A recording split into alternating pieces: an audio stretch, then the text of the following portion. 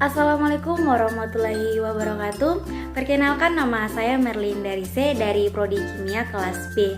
Pertama-tama marilah kita panjatkan kehadirat Allah Subhanahu wa taala, karena atas rahmat dan karunia-Nya kita masih diberikan kesehatan. Selawat serta salam tak lupa kita aturkan kepada junjungan Nabi besar Muhammad SAW. Semoga syafaatnya senantiasa sampai kepada kita. Amin. Yang saya hormati Bapak dosen pengampu mata kuliah praktikum Kimia Organik 1, yaitu Bapak Ahmad Kadir Kilo SPD MSI. Hai teman-teman, kembali lagi bersama saya Merlin Darise. Nah, di sini saya akan membawakan dua materi, yaitu materi pertama mengenai simbol-simbol hajar dan bahayanya. Adapun materi kedua yaitu penanganan kecelakaan di laboratorium dan tindakan pencegahannya. Nah, selanjutnya kita masuk di materi pertama, yaitu simbol-simbol hajar dan bahayanya. Nah, sebelum kita masuk di simbol-simbol ini, kita ketahui dulu apa sih simbol bahan kimia itu. Nah, simbol bahan kimia adalah suatu piktogram berlatar belakang orange dengan garis batas dan gambar berwarna hitam. Nah, gambar yang terdapat dalam piktogram umumnya menggambarkan sifat bahaya dari bahan yang dilabeli. Nah, sifat bahaya tersebut misalnya risiko ledakan dan kebakaran, risiko kesehatan dan keracunan, atau kedua-duanya. Simbol-simbol hajar dan bahayanya. Nah, bahan-bahan kimia yang ada di laboratorium ini memiliki sifat yang beraneka ragam. Di antara sifat-sifat tersebut, ada beberapa di antaranya yang ternyata dapat membahayakan bagi kesehatan dan keselamatan para pekerja dan lingkungannya. Nah, untuk membedakan antara bahan kimia berbahaya dan bahan kimia yang tidak berbahaya, maka diperlukan suatu simbol khusus yang bersifat universal. Nah, simbol-simbol bahan kimia tersebut yang akan saya jelaskan pada pembahasan kali ini. Nah, pada simbol hajar dan bahaya kali ini saya akan mengambil 5 simbol bahan kimia yang berbahaya, yaitu yang pertama simbol environmental toxin. Gambarnya itu dapat dilihat di slide. Nah, untuk sifat-sifat simbol ini dipasang pada kemasan atau wadah bahan kimia yang dapat meracuni lingkungan, kemudian dapat menyebabkan efek jangka pendek atau jangka panjang pada makhluk hidup dan lingkungan. Dan yang ketiga itu beracun untuk tanaman dan ekosistem air. Kemudian simbol yang kedua yaitu toksik. Nah, gambarnya itu dapat dilihat di slide ini atau di layar ini. Adapun untuk sifat simbol toksik ini yaitu simbol ini dipasang pada kemasan atau wadah bahan kimia yang beracun, kemudian dapat menyebabkan efek yang mengancam keselamatan jiwa meskipun dalam jumlah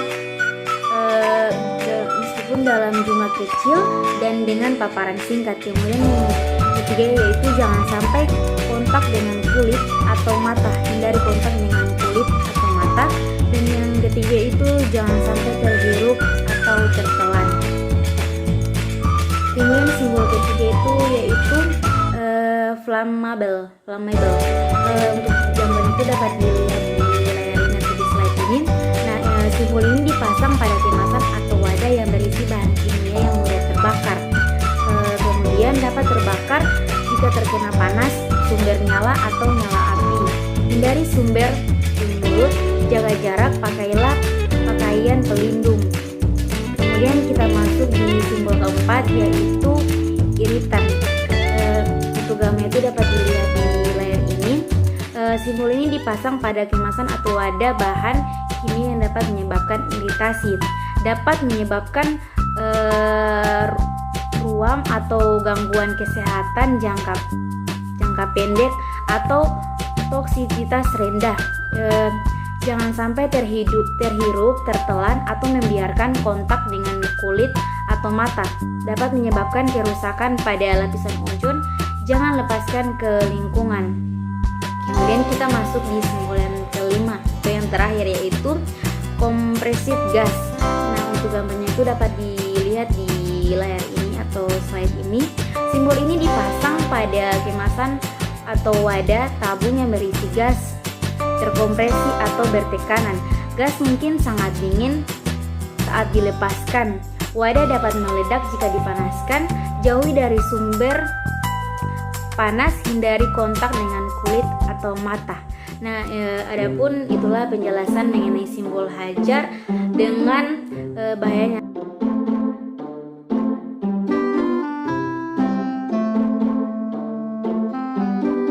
Selanjutnya kita masuk di materi kedua, yaitu penanganan kecelakaan di laboratorium dan tindakan pencegahannya. Nah, karena berhubung materi kedua ini terdapat dua opsi, kita bahas satu-satu dulu. Yaitu kita bahas pada opsi pertama mengenai penanganan kecelakaan di laboratorium. Nah, kecelakaan di laboratorium ini bisa saja terjadi walaupun tidak diharapkan. Nah, oleh karena itu, untuk bekerja di laboratorium perlu memiliki pengetahuan tentang penanganan yang perlu diambil jika terjadi kecelakaan. Nah, berikut ini diberikan beberapa contoh macam kecelakaan di laboratorium dan penanganannya. Nah, untuk yang pertama itu ada luka bakar. Nah, untuk penanganan dari luka bakar itu, jika luka bakar akibat benda panas, olesi dengan salep, livertran, mentega atau larutan asam tikrat 3%. Apabila lukanya cukup besar, segera siram dengan larutan bikarbonat 1,0% dan segera pergi ke puskesmas. Nah, selanjutnya untuk jenis kecelakaan kulit terkena asam pekat. Untuk penanganannya itu, jika kulit terkena racikan asam sulfat, asam nitrat segera dilap dengan kertas tisu, kemudian cuci dengan air dan larutan natrium bikarbonat, kemudian keringkan dan olesi dengan salep livertrans. Nah, yang ketiga jenis kecelakaan itu yaitu kulit terkena bata kuat. Untuk penanganannya itu segera cuci dengan air yang banyak, kemudian dengan larutan asam asetat 1,0% dan cuci dengan air kembali setelah kering, olesi salep livertran. Jenis kecelakaan yang keempat yaitu kulit terkena brom. Untuk penanganannya itu segera cuci dengan benzena dan olesi dengan gliserin.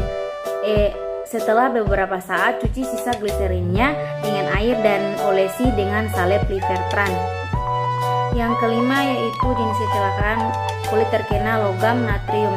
Untuk penanganannya itu segera ambil logam natriumnya dengan bantuan pinset, lalu kulit yang terkena logam dicuci dengan asam asetat 1%, kemudian olesi dengan livertran.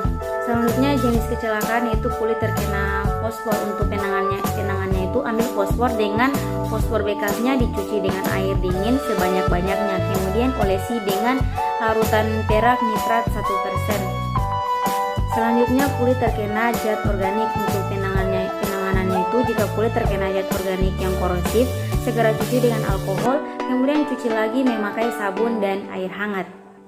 Selanjutnya jenis kecelakaan mata terkena asam atau basa. Untuk penanganannya itu jika asam encer, cuci mata dengan larutan natrium bikarbonat 1%, mempergunakan alat pencuci mata. Kemudian yang kedua, jika asamnya pekat, pertama cuci dengan air sebanyak-banyaknya, kemudian cuci dengan larutan bikarbonat 1%. Nah, yang ketiga, jika mata terkena basah, cuci dengan air kemudian larutan asam borat 1%. Nah, itulah untuk materi mengenai tindakan pencegahan kecelakaan di laboratorium. Selanjutnya kita masuk di teknik laboratorium. Di sini ada tindakan pencegahan kecelakaan. Sejak awal pekerjaan praktikum, Anda perlu mengembangkan pendekatan yang sehat dan profesional terhadap pekerjaan di laboratorium. Prosedur yang benar dan aman tidak saja melindungi diri Anda sendiri. Nah, di sini ada beberapa asas keselamatan terancam berikut ini. Itu yang pertama, hanya percobaan sah yang dapat dilakukan. Walaupun mencoba-coba sesuatu yang belum Anda ketahui memang menarik, hal ini mengandung bahaya bagi yang sedang dalam taraf belajar. Kemudian yang kedua, jika mencium zat kimia, tepiskan uapnya ke muka Anda, bukan menghirupnya dari jarak dekat. Yang ketiga, lebih aman menggunakan kaca pelindung mata atau kacamata di laboratorium. Jika bahan kimia korosif mengenai mata Anda, segera siram dengan air, lakukan dengan seksama. Kemudian yang keempat, jika bahan kimia korosif mengenai kulit Anda, segeralah cuci dengan air yang banyak. Yang kelima, laporkan kecelakaan sekecil apapun kepada asisten. Yang keenam, jangan mengecap bahan kimia kecuali jika diminta. Anggap semua bahan kimia adalah beracun.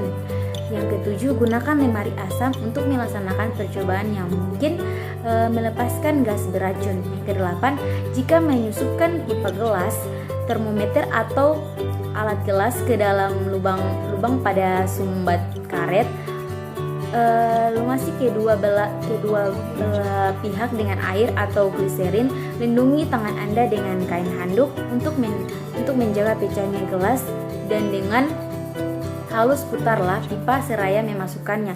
Lakukan dengan jarak kedua belah tangan cukup dekat untuk memperkecil pecahnya pipa. Nah, untuk gambar lebih jelasnya itu dapat Anda lihat di gambar ini. Kemudian yang kesembilan itu, untuk mengencarkan asam sulfat, tuangkan asam perlahan-lahan ke dalam air atau bukan sebaliknya sambil diaduk. Jika tidak, kalori yang dilepaskan terlalu besar dan terpolarisasi. Hal ini menimbulkan semburan yang keras. Untuk lebih jelasnya dapat Anda lihat di gambar ini. Kemudian yang terakhir, pakailah jas laboratorium untuk melindungi pakaian Anda terhadap bahan kimia yang korosif. Selalu memakai sepatu, sebab sepatu jauh lebih aman dibanding sandal. Pembahasan selanjutnya yaitu mengenai kebersihan dan prosedur praktikum, yaitu daerah kerja di laboratorium harus selalu bersih. Asisten Anda akan selalu memperhatikan hal ini. Satu hal, ilmuwan harus selalu rapi dalam bekerja. Sulit melakukan kerja yang rapi dalam keadaan yang berantakan. Salah satu maksud praktek laboratorium adalah untuk meningkatkan keterampilan Anda dalam melakukan kerja yang dapat dipercaya. Singkirkan semua alat dan peralatan dan bersihkan meja pada akhir jam praktikum. Kemudian cucilah alat gelas dengan air sabun jika perlu. Alat gelas dapat dikeringkan dengan over pengering atau biarkan saja pada rak yang disediakan. Yang selanjutnya, tempat sampah disediakan untuk sampah padat. Jangan buang korek api, kertas lakmus, pecahan gelas atau bahan tak larut ke dalam bak cuci. Siramlah senyawa mudah larut ke dalam saluran pembuangan dengan banyak air agar tak menimbulkan karat pada pipa.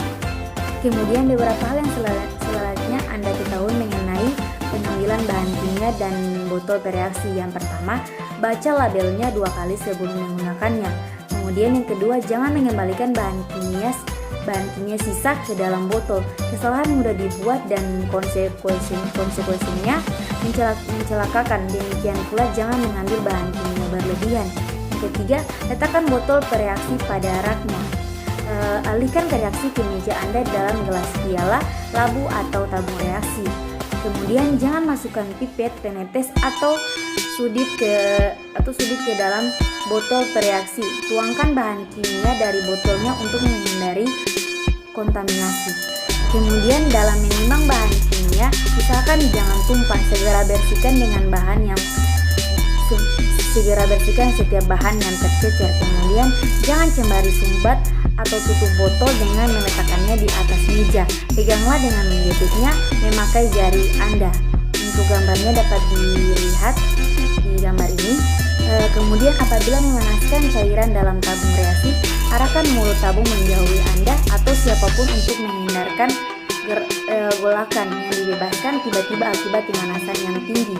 Kemudian gelas piala, labu atau tabung reaksi adalah untuk memanaskan cairan.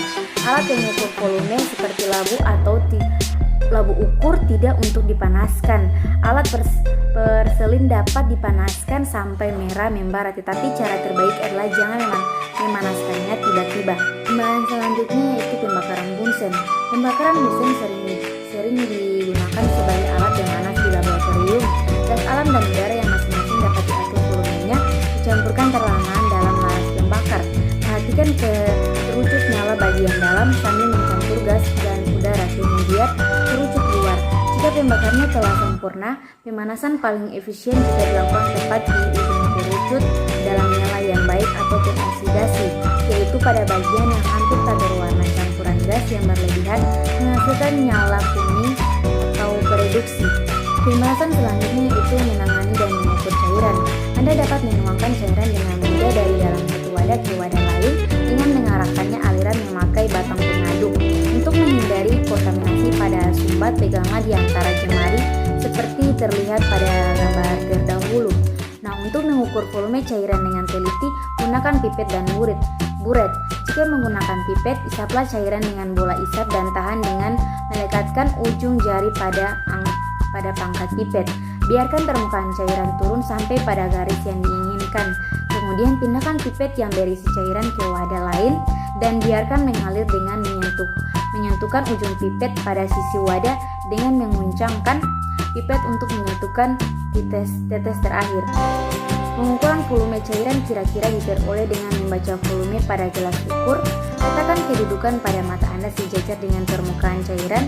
Volume dibaca pada dasar meniskus atau daerah lengkung yang gelap pada permukaan.